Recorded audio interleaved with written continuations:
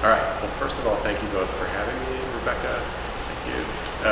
Thank you to the library in general for bringing me down, and thank you for showing up on a nice Friday summer afternoon to sit here as we talk about graphic novels.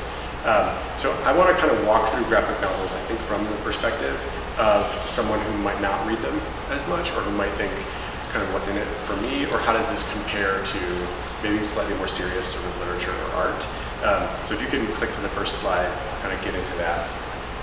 So this is an Instagram post by the writer Kristen Ratke announcing the nomination of her book, Seek You, for an Eisner Award, which is a huge accomplishment, very well deserved.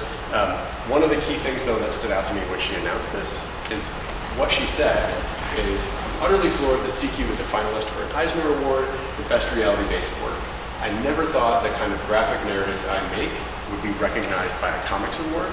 And she does go on to say like what an honor it is.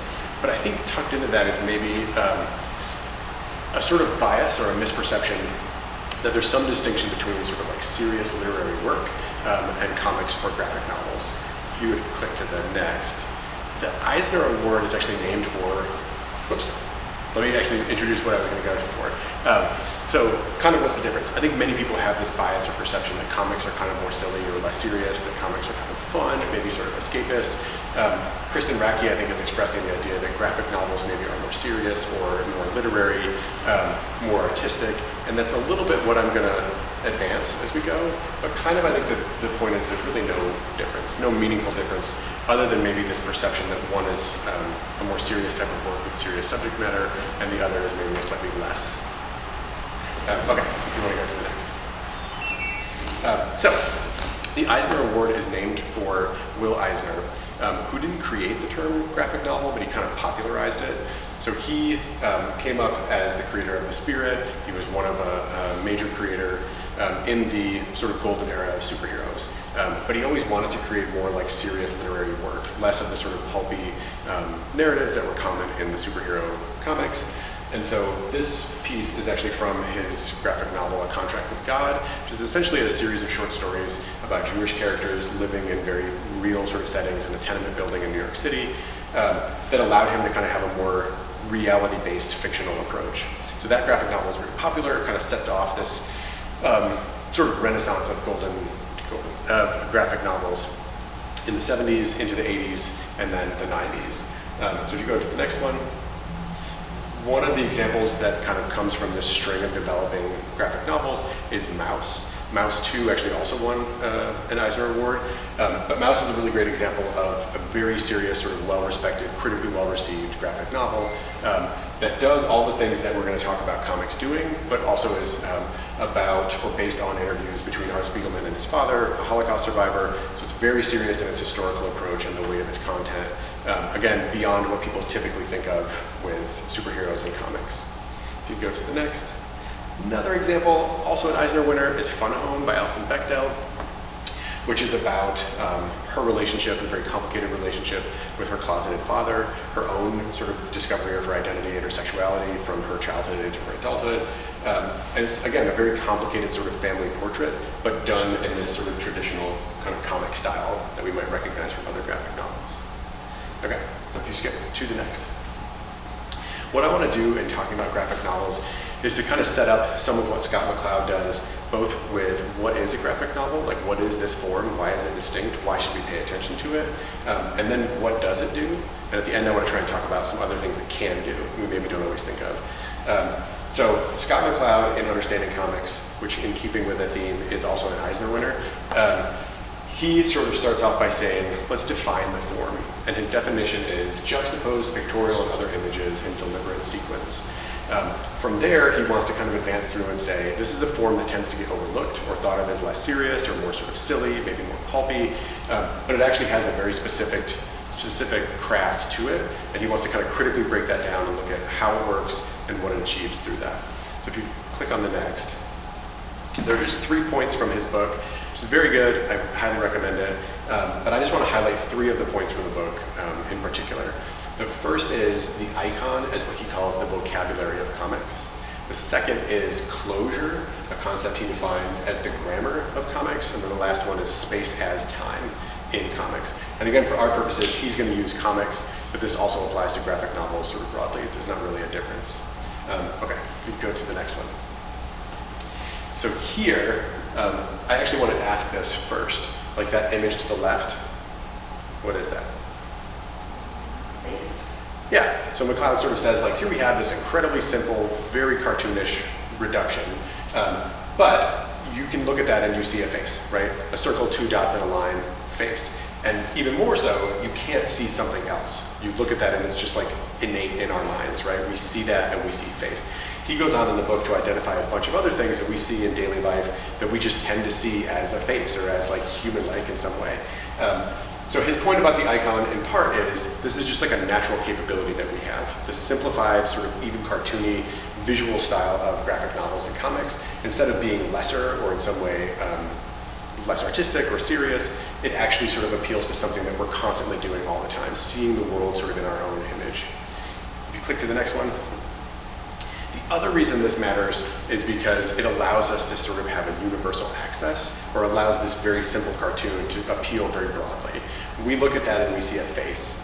And kind of the more we look at that, the more we begin to see some possibility of affect or emotional expression. We see things in it because we're projecting or filling in this very simple sort of image.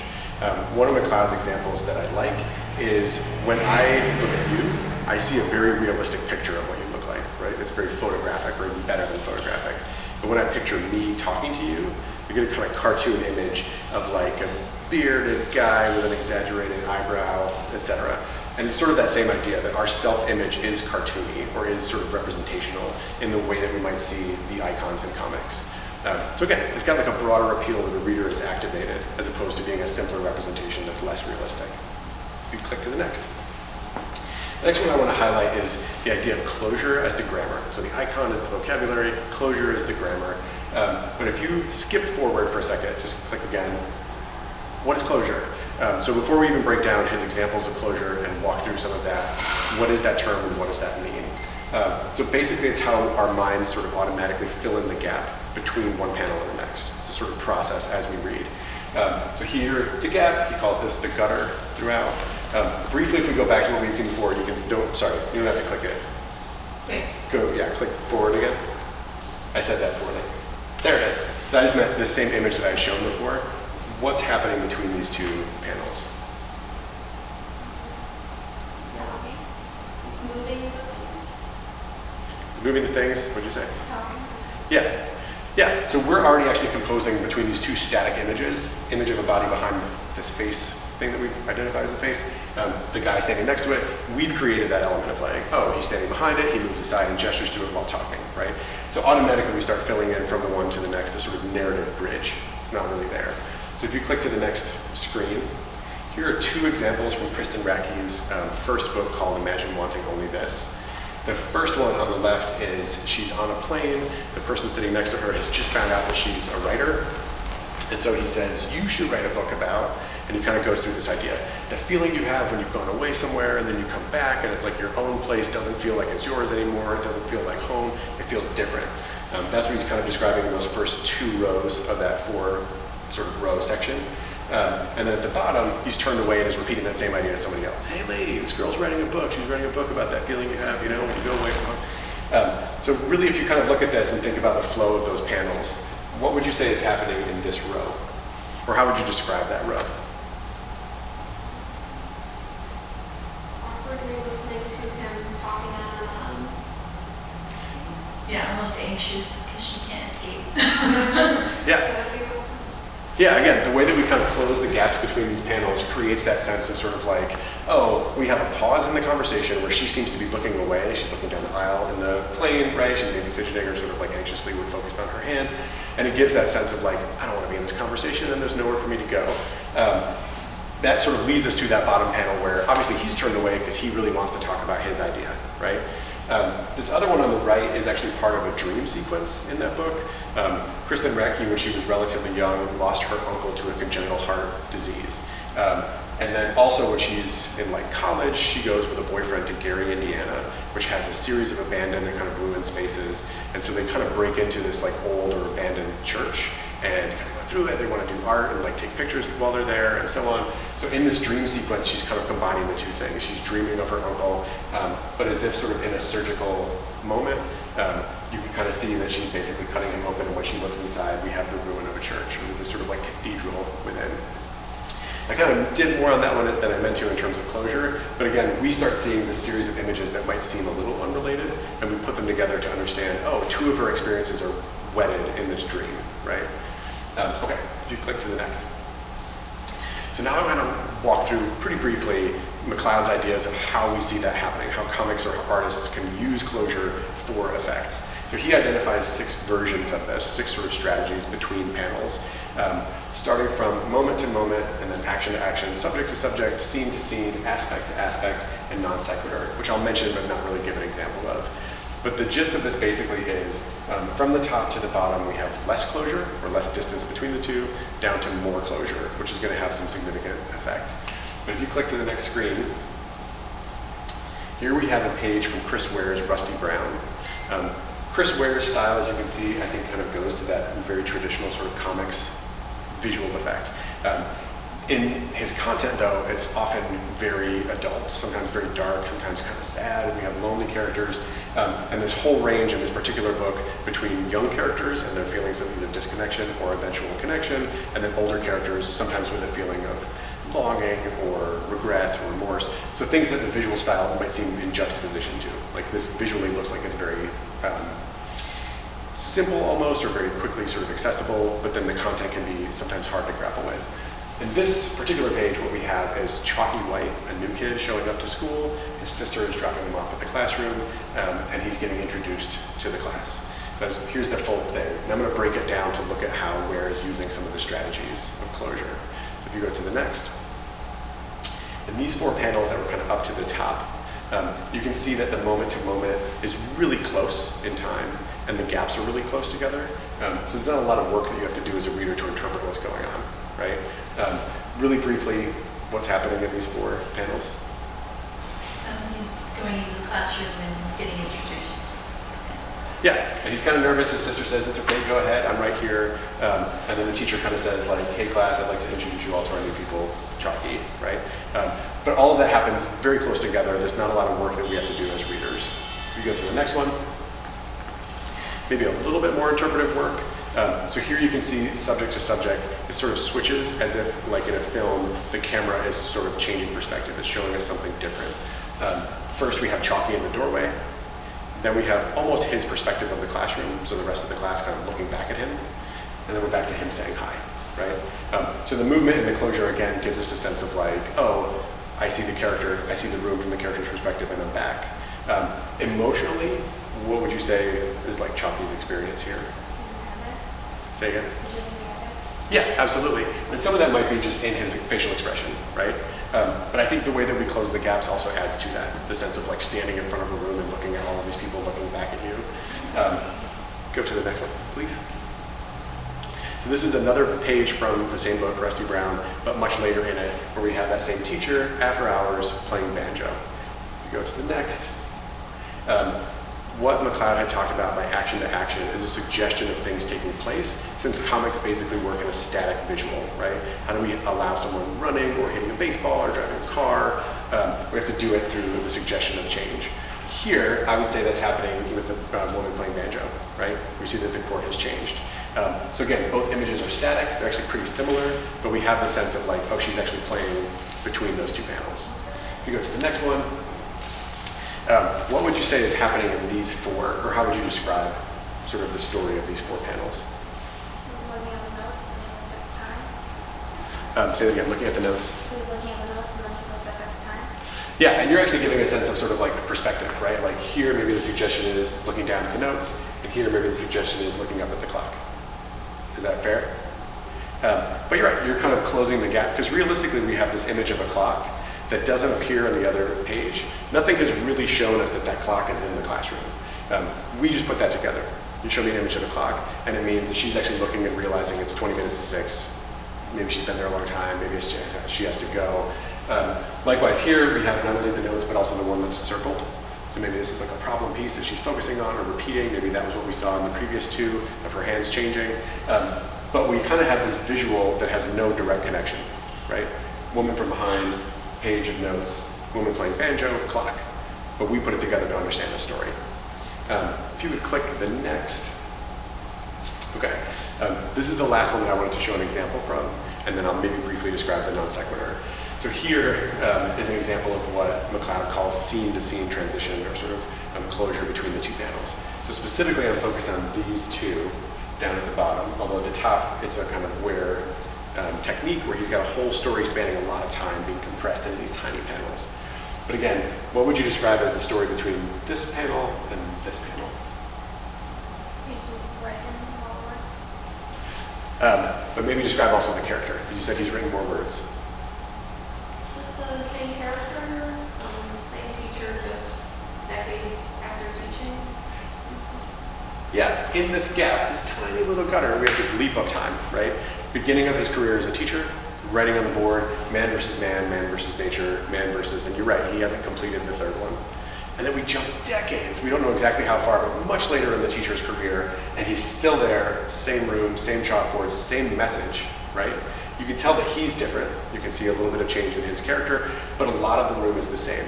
Little changes that kind of indicate different time. But yeah, we sort of understand that over this tiny little gap, we've leapt from the beginning of someone's career to their sort of relatively unhappy later part of their career. This particular character, that's the case for him. He is Rusty Brown's dad. He's not a very happy person. But we see this sort of sense of stasis in time, right? You're still doing the same thing 3 decades later. Okay, the last one of those that I didn't have an example I wanted to show is what McLeod calls non sequitur, where essentially you can have a panel with a bowl, like a cereal bowl, and then another panel, like with an explosion, and they don't visually have anything to do with each other, or a turtle and a car, and then a music note, and the reader will do the work of putting together, what does that turtle have to do with that car?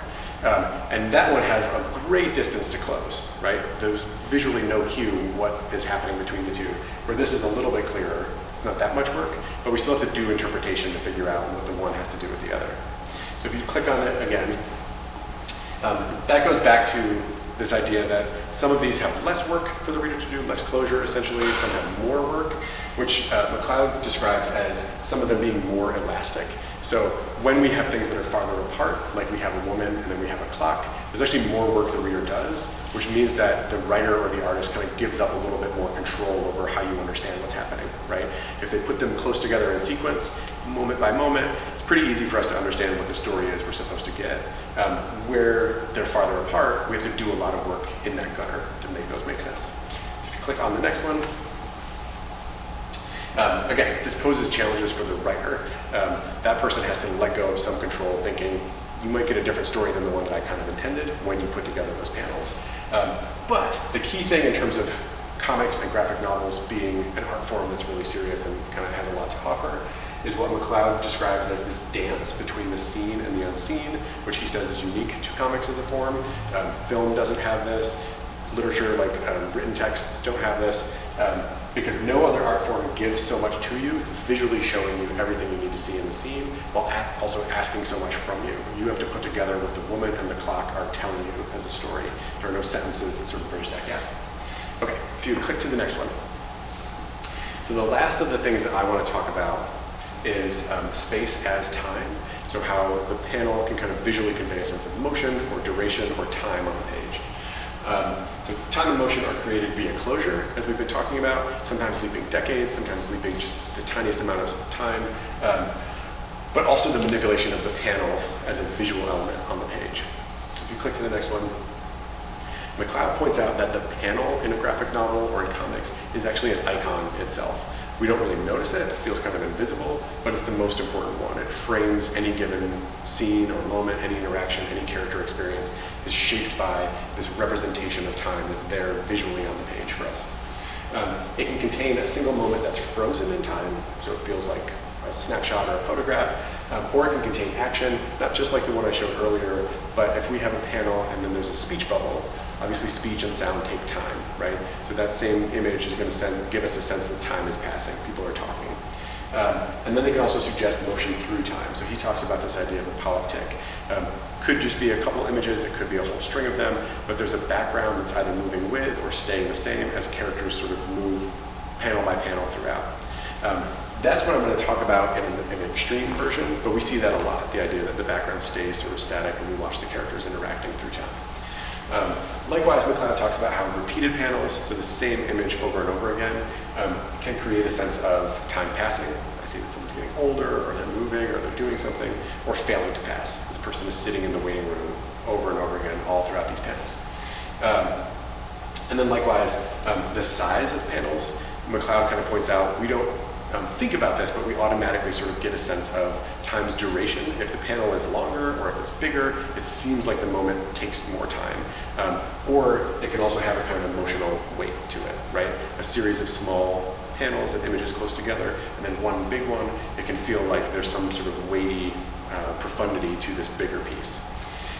What I want to show you as an example is one of my favorite versions of this, but as I said, it's a little bit more extreme than what we're used to, which is kind of where I'm going from now. But if you click next, I want to talk about Richard McGuire's book Here. And Here is entirely a book that is framed by one perspective looking at a corner of a room. And the corner of a room is going to be always static in space, but almost completely dislocated in time. And the way that he does that is through this radical sort of experiment with the panel as an icon of representation on the page, and our ability to kind of close the gap between all of these disparate images and panels. So if you click to the next one, you can kind of see, I think, what I'm talking about from the way in which Here works. So this might not be all that easy to see just in terms of the way that it's presented. I'll try to talk through it. This perspective we have looking across this room to that corner is the same throughout the entire book, always the same. But here you can already see that the biggest one is set in 2005, where a son is with his aging and ailing father, who's dying here in the room, and he says, "What did you say?" You can't hear him. Later, a joke kind of comes out of this. There's a sequence with that, where the dad then is kind of pretending he can't hear, even though he really can. In 2126, we have a shark swimming, and the suggestion is somewhere far in the future, all of this will be underwater, right? Or a shark-like creature. Then we also have in 1624 this interaction between settlers and a native population that is here, and the same sort of conversation is happening. What did you say on the left? And then what is this is being translated on the right. But again, we have this space sort of like throughout time. The panels all suggest some sense of movement in time. If you click the next one, here, and I'll bring this back hopefully at the end as well, we have, again, a series of images. In 1960, you can see that the same lamp has been there since 1957, or been there for a long time. Same with that sort of like love seat chair. In 1957, a woman is walking across the room. In 1907, this house is being built. You can see it being framed. You can see the bricks behind the fireplace. 1968, music is playing. And then again in 1620, a man is walking through long before this house ever existed. So there's this radical sort of experiment with panels spreading across the page, but from different moments in time. So as we look at this one image, it's sort of like we're seeing a multitude of times co-occurring, right? I think that's how the closure is made sort of a little bit radical or more experimental here. I start to see that this one moment from 1960 to 1968, somehow this space contains all of that. At times, this can become very poignant. So I mentioned there's like a family, we watch a series of family photos develop over time. As you flip page by page, we see decades of people putting their kids on a couch and taking a picture. There are other ways in which we see this sense of like, here is a landscape where this house never existed, here is a person all alone building this house, here is a family occupying this house, here is a future in which some tour guide describes what houses used to be like to people who no longer live in houses like this. Or a deep history where the world has not yet fully formed, or a far future where things are totally different, new creatures or everything's underwater, etc. So it becomes really affecting and emotional, even though it's just this static perspective on panels. If you click the next one, right in the center of this book, there's a phrase that he has. He puts it in the mouth of Ben Franklin. I'll describe that in a second. That I think is key to this book, but is also important for what graphic novels can do. Something that literary texts often do, but one that we don't always expect, I don't think, of graphic novels. And that is, life has a flair for rhyming events. So what Ben Franklin is talking about is coming home to the house that he was brought to as a child, except now he is a grown man coming with his grandson to visit his own child. He and his son are sort of estranged. They're on different sides of this political spectrum as we're leading into a sort of Revolutionary War period. And he says to his grandson how odd it is to be coming back as an old man on the exact same road to the exact same house I came when I was your age, when I was 9 or 10. So life has a flair for rhyming events. That is something that we might see in novels that we really appreciate, a way in which there's a sort of foreshadowed development or an arc for a character, something that feels like it's meaningful from beginning to end or at different points throughout time. So if you click next, I want to go back to CQ, the book that I was talking about at the beginning. So one way that we might think about this idea of rhyming events is in literature, in characters' lives, in stories that are told, but also visually. There's a sort of visual effect that McGuire plays with and that here Kristen Racky is using. So on the left, that's Kristen Racky's dad as a young man. He was obsessed with his ham radio, go upstairs to his room and work on his ham radio. She's talking to her uncle about this discovery that her dad loved ham radios. So she says, what was my dad's handle? And he describes it, WD9JHQ. You can see the image there of him with the ham radio. And then like 120 pages later, 160 pages later, we have this image where she's describing as a teenager creating her own blog. She called her site Loud Silence, and on it she just sort of told everything and anything that was going on with her at that time. Created this whole sort of persona via the blog, the visual effect of it, the stories that she told, but she didn't share it with anybody. It was private to her. So visually we have this correspondence that's kind of immediate, right? You can see that she is just like her father. In the text, she hasn't actually made that point. In a few pages, she will. She'll sort of circle back to say, you know, I was just like my father. He was using his ham radio.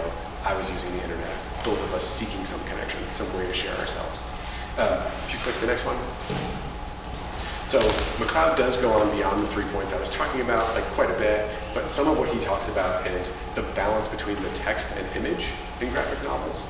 And he says some panels or pages are going to be what he calls picture specific. So the meaning is conveyed most of all visually. You don't really need the words, they sort of just illustrate.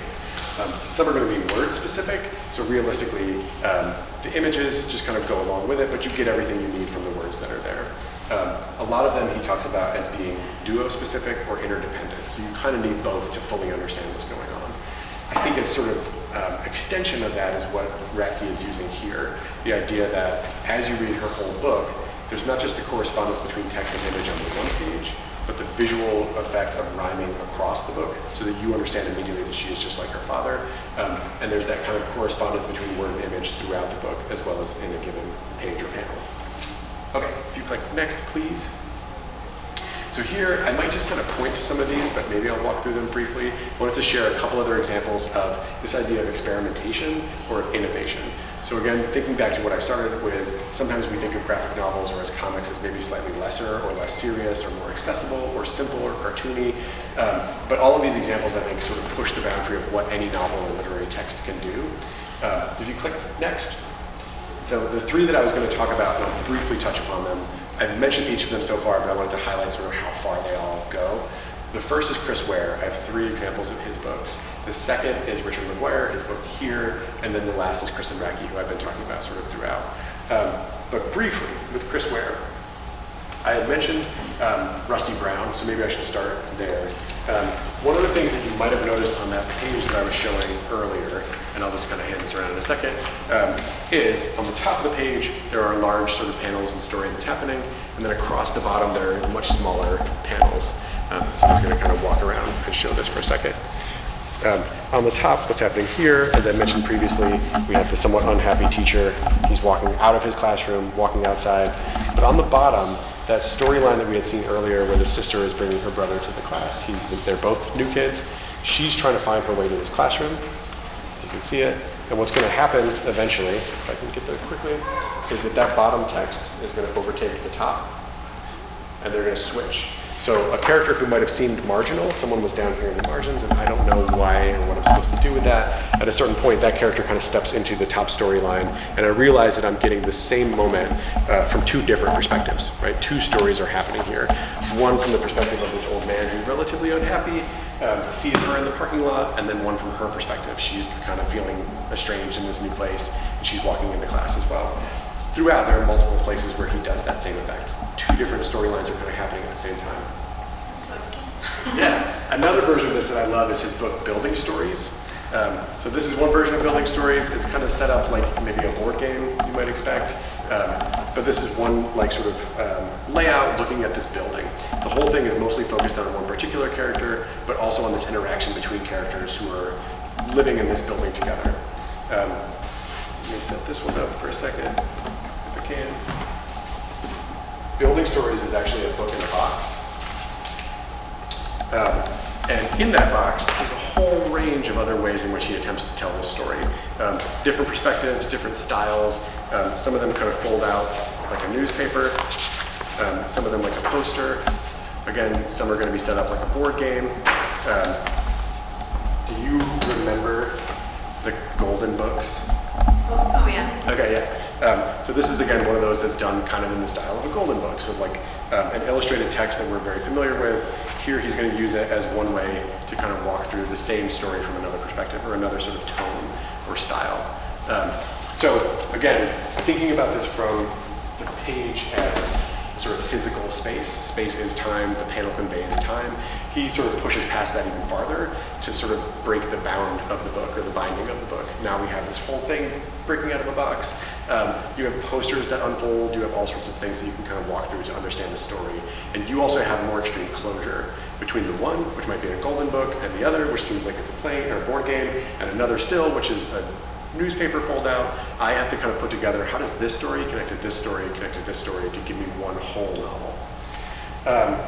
Okay, so that's Chris Ware. I mentioned Rusty Brown. McGuire I talked about, but I want to show a couple other pages from his. Sometimes he has the same idea I talked about of sort of like rhyming effect. But in this one, we have a whole multitude of different sort of small panels through time. All of these centering on this idea of like mistakes, basically. So over here, you can see that someone has dropped wine in 1944. In 1949, I think it is, that this mirror has fallen down off the wall and has cracked. There are a bunch of people sort of calling people names throughout. Sometimes those are klutz or jerk or doofus or nerd, but they're a little bit specific to their time, right? So they're either about making mistakes or they're just like name calling that was specific to 1943 versus 1978. And then here in 2111, we also have water breaking in through the window. So as I had said, his vision of this house is going to go backwards in time to sort of, you know, the land masses coming together, forwards in time to whatever happens after the world is apparently flooded. To that, let's see if I can quickly kind of go to it. There are a series of pages that they're very quiet. They have no sort of interruptive panels in time, and they go back to deep, deep history. So here we have 1 million BC, and then I think that's 3 billion BC. I'm trying to read it upside down.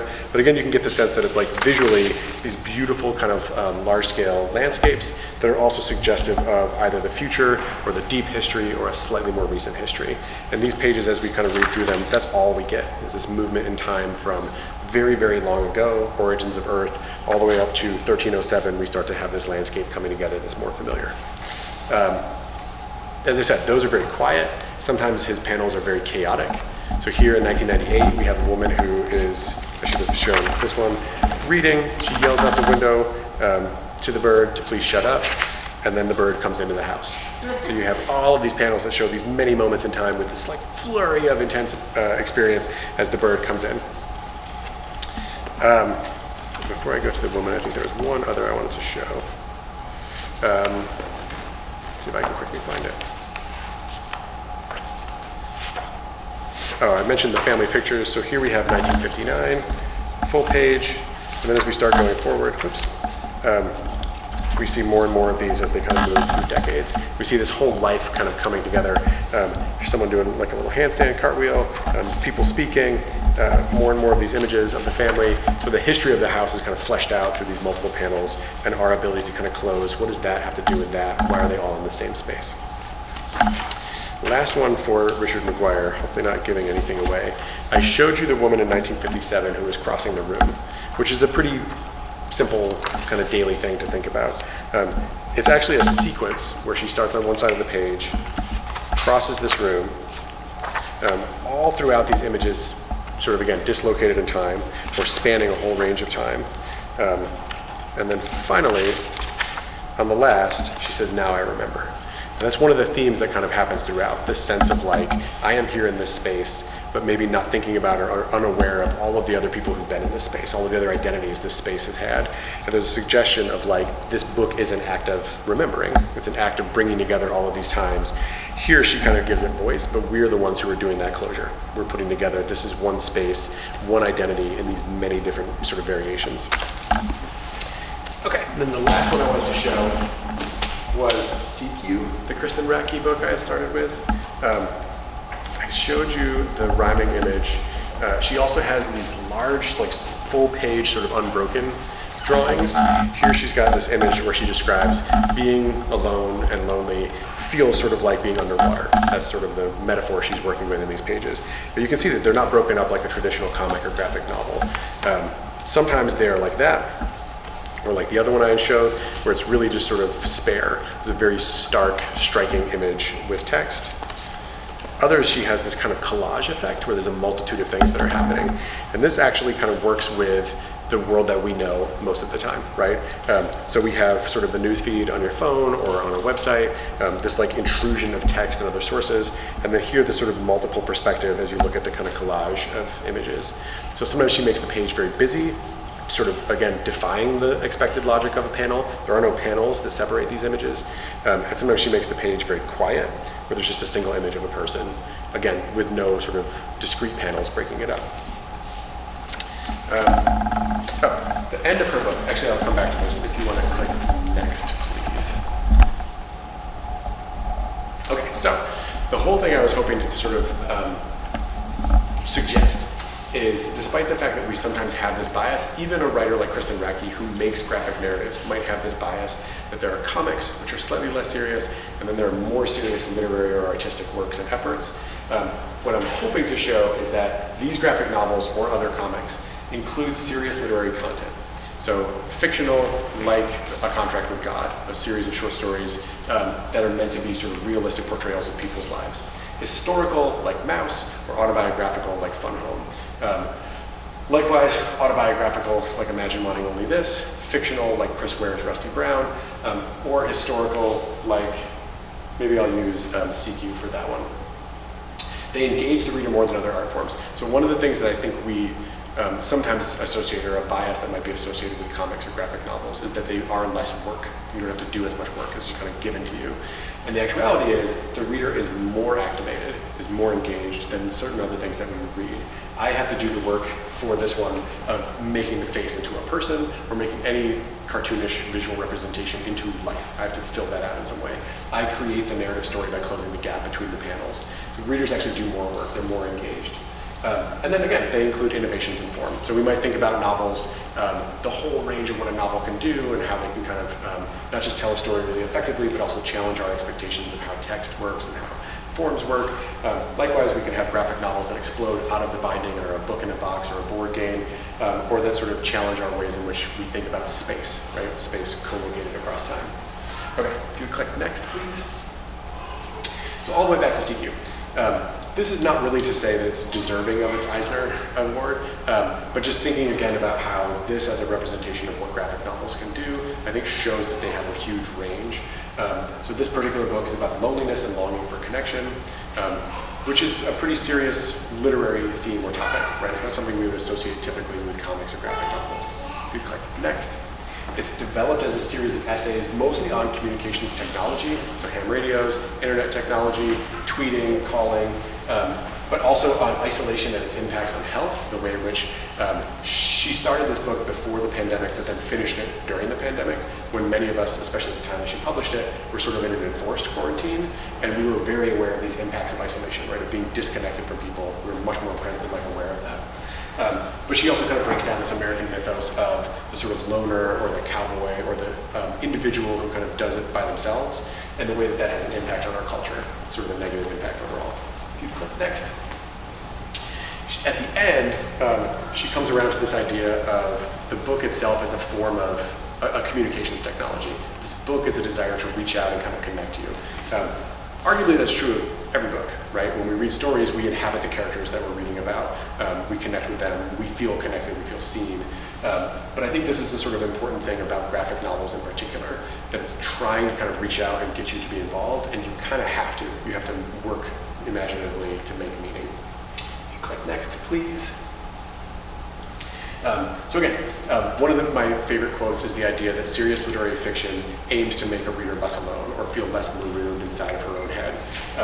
And that's basically what this book is doing, right? It's saying explicitly at the end, I want to write a book that reaches out to you and connects to you, especially again at a time of quarantine when I can't see my family and my friends. I feel a more specific longing for connection. If you click next. This aim is also, I think, the essence of graphic novels. So the reader is connected via the use of icons. As we're talking about, you have to kind of fill that in and make that into a person. The use of closure, we close the gaps and make it into a story, otherwise it's just static images. And the manipulation of page space to show time and convey emotion. We're constantly sort of connected to this, and the meaning that we make from it is at least somewhat significantly our own. That's it. I'm happy to talk more about any of these examples or any questions that you guys have or things that you want to go back to.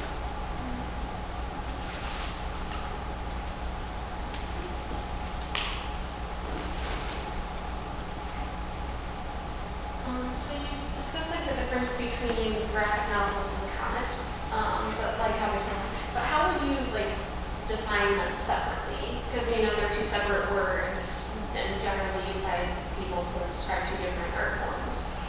Yeah, I think, so what I'm kind of suggesting is, in terms of the craft, there's really no difference. I think what McLeod is talking about as comics, where he's trying to say, let's look seriously at comics, applies to comics like Marmaduke, because I just drove through here, as well as CQ or A Contract with God. So I think maybe the difference is more the idea of the content or the aim to some extent. And we might think, well, the aim of certain comics is to be sort of escapist or to be sort of fun or playful. That might be fair. And then the aim of some of these books is like to be somewhat serious literary nonfiction or historical or autobiographical works like Alison Bechdel's memoir. It's something that we would traditionally think of as like, that's for a more adult audience than comics might sometimes seem. But it's done in a way that I think has range. So, not a great answer, but I think in terms of craft, I don't think there's a difference, but there might be a difference in terms of sort of the purpose or the aim or the audience that they're reaching to.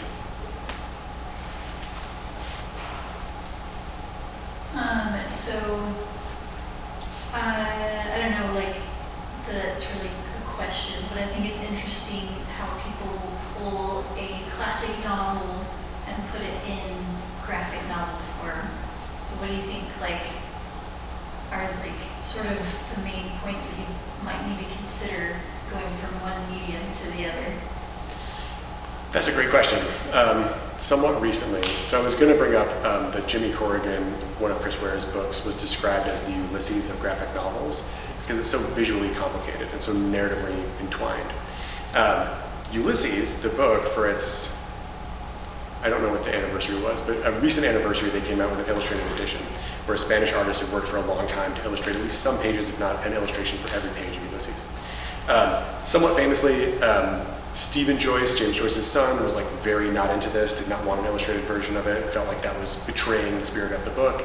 But James Joyce himself was very into it and actually sought artists during his time and thought like it'd be cool for you to come up with some corresponding illustrated version. But to your question, I think maybe a challenge of, or maybe a difference between moving between the two would be how do you create an illustrated version or a graphic novel version that isn't simply an illustration of the existing text, but instead has this sort of interdependence between the text and images, where the visual elements have as much additional meaning or have a additional meaning as opposed to just being like, oh, here's a picture that shows me what Alice looks like as she falls down the hole. I think that works for the Babysitter's Club versions that we were talking about, right? Like the stories do change.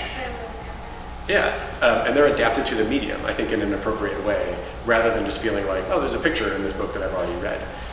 So maybe that would be the difference, where the visual elements, like I was saying with Kristen Rackey's visual echoes, start to have their own meaning, but also correspond to the text as opposed to being totally separate from it. So like, as a children's librarian, I've seen manga and graphic novels like as really popular versus just the traditional book format. Why do you think the draw is? I mean, obviously pretty pictures, but do you have any other thoughts on that? I don't. That's actually a really great question. I have an immediate response that I think is probably defeating a lot of what I just said. But like, some of these are very they read very quickly. And I don't think I don't mean it as a bad thing, but like when I first read Kristen Rackke's Imagine Wanting Only This, I think I read it in a single sitting, start to finish, very quickly. The same is true with some of Chris Ware's book. They're very complicated and there's a lot going on, but at the same time it feels like you're engaged quickly and you move through it pretty quickly. That might relate to what I was saying, that because my engagement with the text is a little bit higher than it might be with Dostoevsky, I actually feel like it's going quicker. But I don't know if that's a reason that people are drawn to it, the sense that it's like I can sit down and read a whole book quickly, where it's a little bit more labor intensive to kind of read a text novel. Maybe it's also, again, going against some of what I said, how much is given to you as a reader, where a portion of the story is visually present for me and is immediately apparent, as opposed to me having to read many sentences to kind of envision the world and the landscape, the room that we're sitting in, and so on. Right. So, I don't know. Makes sense. And then, like, as kids are like developing their literacy skills, it's a way of like that immediate draw. Yeah, and I think maybe sometimes we're also just, I shouldn't say we're also, it's sort of unfair, but maybe some people are more visual thinkers or visual learners, and so they're more immediately able to kind of say, this image connects with me, and I can kind of engage, as opposed to having to do the work of like, I'm imagining the city street that these people are walking on. Yeah. I love like what you're saying about like doing more work as you read it, because like there are some graphic novels that I can get through really quickly, and then there are other ones that I really have to like digest, and I wonder why it takes me so long to read it, but it makes sense. There's more in there that I'm interpreting. Yeah, I actually think, and sometimes those can be surprising. Like I think here, the Richard McGuire book that I was showing has very few words, and so in a way it's like a pretty quick read. But then in other ways it's so rich and kind of rewarding that as you go back, you start to pick up on correspondences or rethink like why it is that he's envisioning this future the way he is, or so on.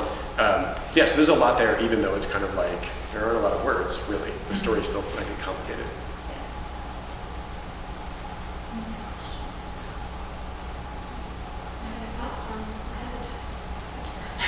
Well, if you do have other questions or want to continue talking about this, one, all of these are here, and so you should definitely check them out. I think these are fantastic books. But also I'm happy to talk in the future too. So yeah, we'll post your contact info with this video too. Cool, thank you. All right. Thank you so much. Thank you.